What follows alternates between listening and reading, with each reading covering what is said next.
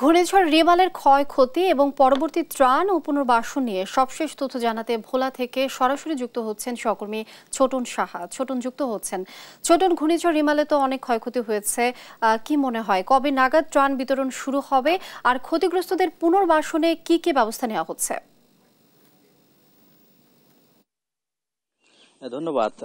Remal যে আঘাত হেনেছে উপকূল জুড়ে সেটি কিন্তু 5 দিন পেরিয়ে গেছে, কিন্তু ঝড়ের যে ক্ষত চিহ্ন সেই চিহ্ন কিন্তু এখনো রয়েছে। আমি রয়েছি ভোলার বোরহানউদ্দিন উপজেলা একটি বিধ্বস্ত এলাকায় এবং এটি তেঁতুলিয়া নদীর পার ঘেঁষা। দেখা গেছে, আপনাকে একটু যদি ক্যামেরায় দেখাতে চাই, দেখতে পাচ্ছেন এই যে এখানে একটি পরিবার এখনো খোলা আকাশের নিচে রয়েছে এবং তারা যে ঘরটি ভেঙেছে সেই ঘরটি কিন্তু তারা এখনো মেরামত করতে পারেনি। শুধু এই পরিবারটি নয়, এমন পরিবারের সংখ্যা 2000-এর অধিক যারা পুরোপুরি ঘর বিধ্বস্ত হয়েছে। কারো ঘরের টিনে চালা চলে গেছে, কারো রান্নাঘর ক্ষতিগ্রস্ত হয়েছে, কারো বা পুরো ঘর ক্ষতিগ্রস্ত হয়েছে এবং এই ক্ষতিগ্রস্ত পরিবার কিন্তু এখনো ঘুরে দাঁড়াতে পারেনি এবং তারা যেহেতু অনেকটা দরিদ্র পরিবারের লোক, সেই হিসাবে তাদের কিন্তু এই ঘর মেরামতের সামর্থ্য নেই। তাদের রান্না ও চলছে খোলা আকাশের নিচে, আপনি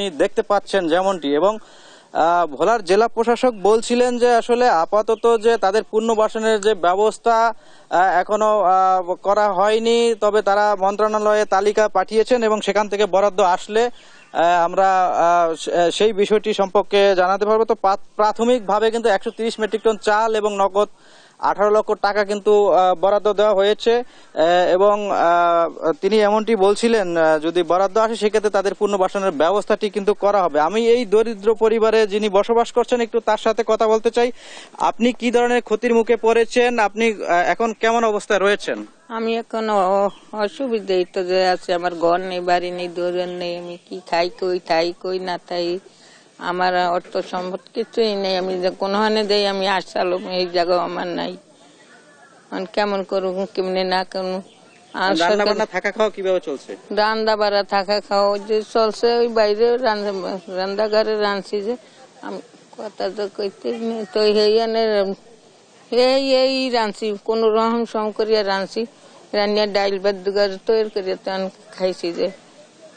ধন্যবাদ লিনিয়া। আসলে আপনি যে বিষয়টি শুনছিলেন যে মানে আপনি বুঝতেই পারছেন যে আসলে যারা ক্ষতিগ্রস্ত হয়েছে তাদের যে কি দুরবস্থা সেটি কিন্তু আমরা উপকূল ঘুরে দেখতে পেয়েছি এবং এই 5টি দিন পেরিয়ে গেছে। এই 5টি দিনে কিন্তু তাদের খোলা আকাশের নিচে দিন অতিবাহিত করতে হয়েছে এবং সরকারের পক্ষ থেকে যদিও শুকনো খাবার, চাল এবং নগদ টাকা দেওয়া হলেও তাদের পুনর্বাসনের ব্যবস্থাটি কিন্তু এখনো করা হয়নি।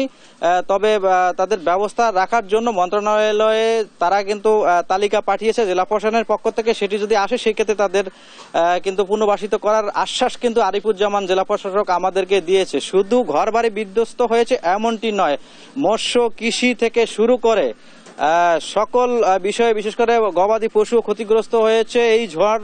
এই ঝড়টি তাদের বলা যায় যে উপকূলবাসীর স্বপ্ন ভেঙে দিয়েছে, বেঁচে থাকার যে স্বাভাবিক অবস্থা সেটি কিন্তু বিলীন করে দিয়েছে। তো তারা এখন অপেক্ষা করছে সরকারের পক্ষ থেকে সহায়তা এলে তারা হয়তো ঘুরে দাঁড়াবে।